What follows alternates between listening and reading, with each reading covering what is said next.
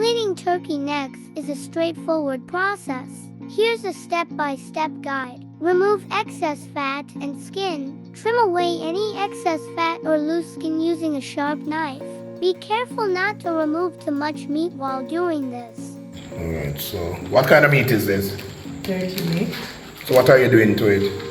Strip it or clean it up. Why? So it tastes better when you cook. Look more presentable. And taste better. Or it will taste better?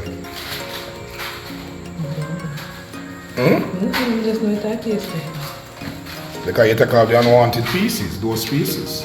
They're not edible, they're not tasting well on it, so you take them off. Okay, I understand that. Alright.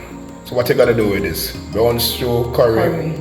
Curry it. Yeah, white rice. With white rice. Alright. So when they finish, I will see what it look like.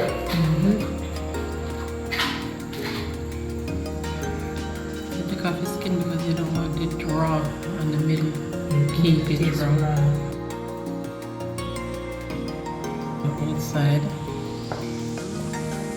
Make it no raw. Alright. AKA get a steak.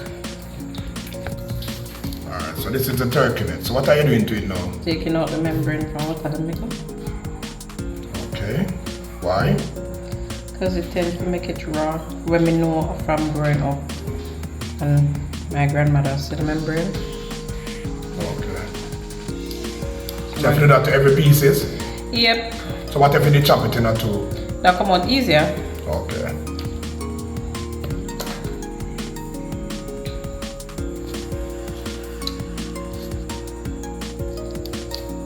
Oh, let's push through. Alright, no, you have to hold it down in it. Yeah. Okay. Do the next one. Oh, you push the point. Okay. Easy as done. Right. Can see through it. So this, after you cook it, when you cook it, this I got tend to make it raw. Alright. That is a vertebrate blood, we can call it.